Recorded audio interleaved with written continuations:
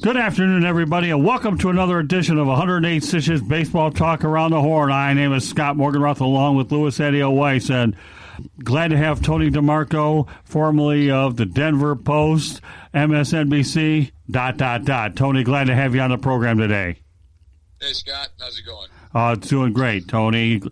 All right, well, obviously what just took place here was the Baseball Hall of Fame. So, three guys got in. Marvin Miller got in. Let's talk about Derek Jeter first, who was one shy vote of unanimous. What are your thoughts about that? About what, one guy not voting for him? Yeah, Derek Jeter, one shy vote. Does it matter? I can't understand how anybody wouldn't vote for him. So I don't know who it is. Nobody knows who it is at this point. We got another week, I think it is, before you can see some more ballots on the BBWAA site. And at least we'll know, but not everybody has to put their ballot out even on that site. So I don't know if we'll ever know who it is unless somebody just made a mistake. Forgot to fill in his box, but I don't know. I guess somebody decided he wasn't worthy. I don't get it. I really don't. I'm kind of baffled. I know I sound dumb here, but yeah, I'm just baffled by it. You and everybody else on the planet. I mean, really. I thought when Mariano Rivera got in 100%, but Derek Jeter, I know there's been talk out there whether somebody from Boston went ahead and didn't vote for him. Don't you think that if that omission would take place, it would be coming from Beantown, since the two franchises don't quite like each other?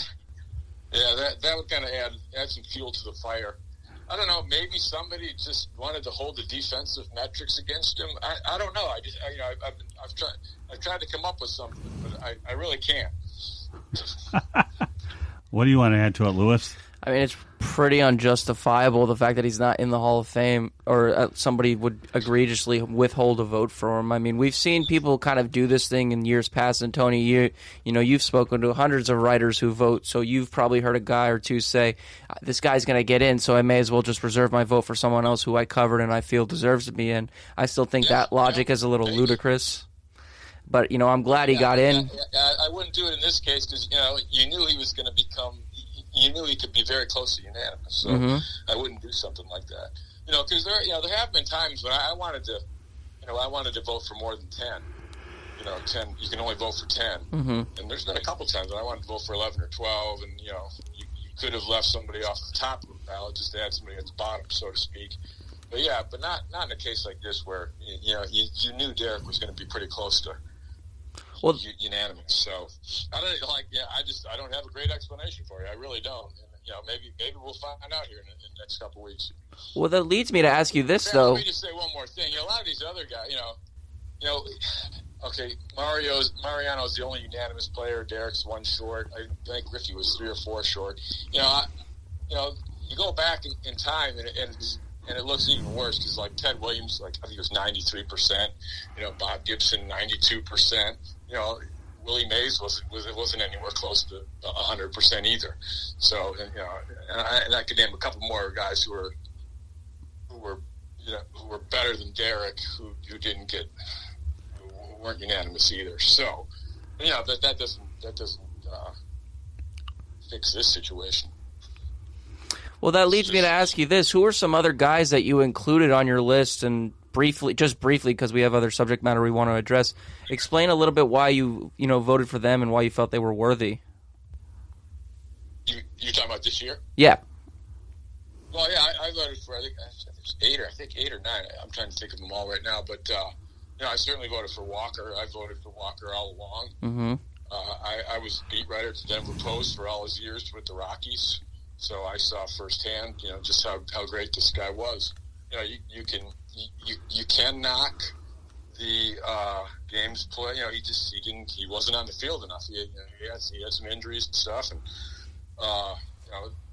so the counting numbers, were kind of short. There's no doubt about that. 388 homers for a right fielder.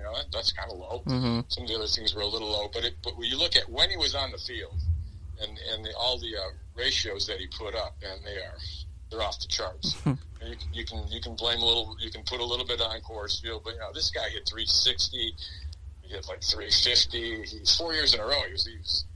He won batting titles. He won 7 Gold Gloves. He could steal 30 bases. You hear about 5 tools, but he really was all 5 tools. To me, he was a Hall of Famer pretty easily. But I do understand the some people, especially those who didn't see him much. I understand why some people didn't vote for him. Schilling, I've also voted for all the way through since he's been on the ballot. I don't think there's much question about him either, and I think next year he gets in. Mm-hmm. Yeah, 2 yeses here in that regard.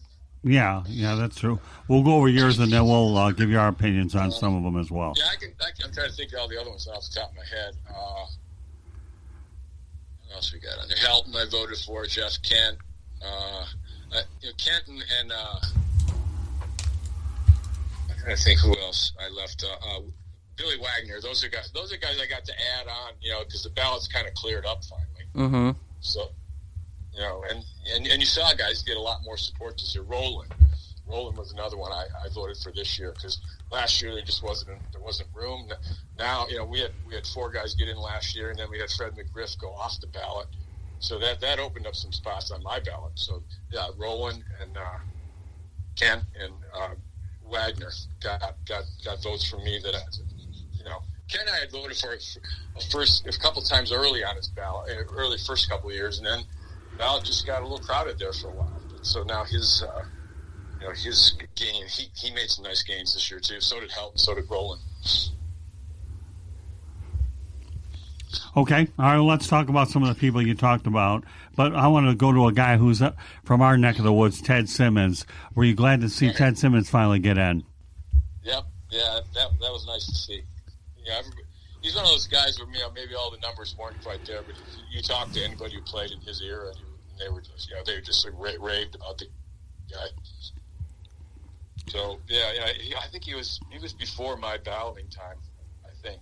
Right. I don't think he was on the ballot when I started voting in '98. Did you? Yep. Yeah, Ted Simmons was. I have to actually go back and check. That's quite a long time ago, and I can't remember. Oh, that's okay. On the ballot at that point or not? But, it doesn't matter anymore. And now he's in. So yeah, I'm happy for him. Ted Simmons is from. He stayed around the game. He's been scouting for. He was in the Brewers front office for a while. And then, right.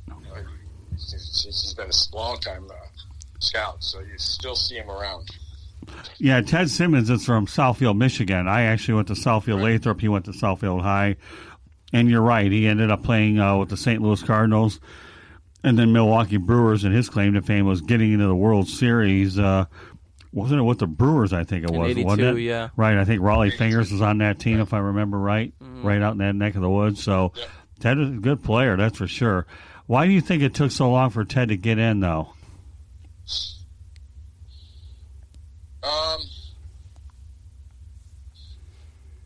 That's a good question. I think he was one of those guys who went off the ballot because he didn't have enough votes, which is hard to understand. But a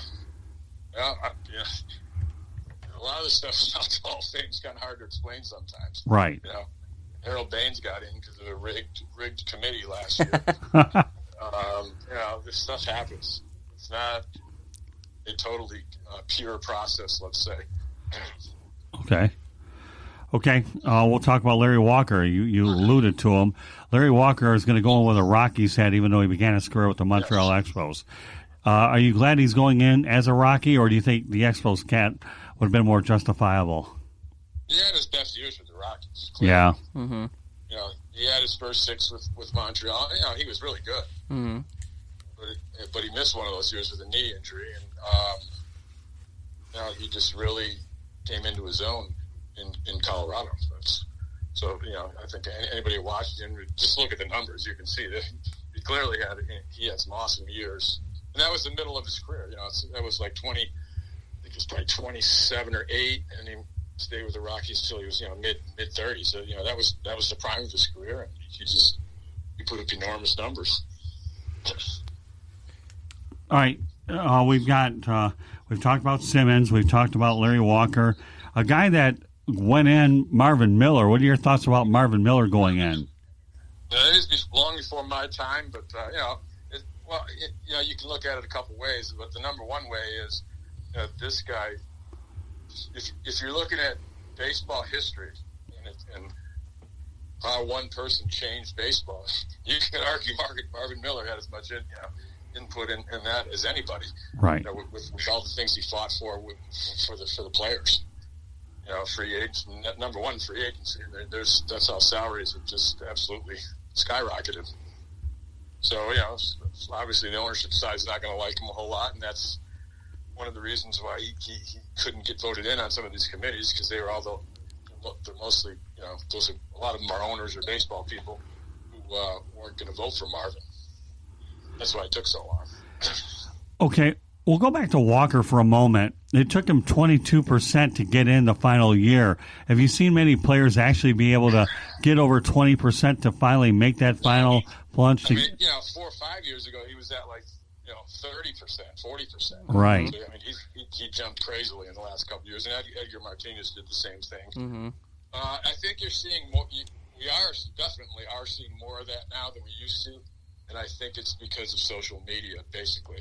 You had some people really pushing Larry's case, sabermetric people, and there's a writer in Denver, sabermetrically oriented. He was just posting stuff daily about how Walker did measure up to Hall of Famers. And I think the stuff is that definitely gained some momentum that way. So I think you're seeing more of that. So talk about the Coors Field effect. You feel that this finally goes ahead and takes away that stigma that Coors Field is a problem or not? No, not really. Not totally, no. So, I've seen more games there than almost anybody on the planet. So here's what it is. Okay, the ball carries further. No doubt about that, right? 9 or 10% further than it does at sea level. That's a scientific, they've done studies. The other thing is the field is, they made the field really big. The outfield is really big. It's the biggest square footage in the National League. It's right up there with the Royals as far as stadiums, with the biggest outfield square footage. So it's not just the home runs there. It really isn't. It's all the balls that fall in, all the balls that get into the gaps, because there's so much outfield room, and outfielders can't cover it. So that's a big part of it, too. The other thing is the air is really thin, so the ball doesn't break as much. The pitcher's pitches don't break as much. Okay. And the other thing is, this is why they came up with the humidor, because the ball gets really slick. It gets wound tighter and becomes more becomes harder and lighter. So that's why they put the ball in the humidor, so it keeps more humidity, keeps more moisture in the ball. So all of those things help offense. And those are proven facts. It's all true.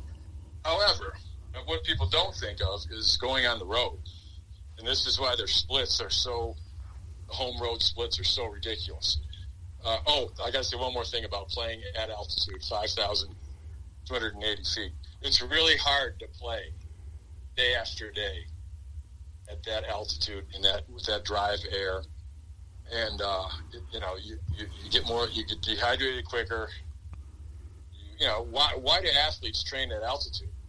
Runners, there's a good reason, because it's harder to breathe and it's harder to it's just harder to play. So if you're out there playing, 80 games, you play, 10 game homestand and 10 games in a row, you're just more prone to breaking down. Mm-hmm. So that's something that no one really thinks about that. That's why it is hard to play. Granted, your numbers are going to be great, but it is hard to stay healthy, stay on the field for all those games. Were you there when Mike Hampton? Yeah, I got to keep going. Now I got to go on the road with you. Now you play a 10-game homestand, right? Right.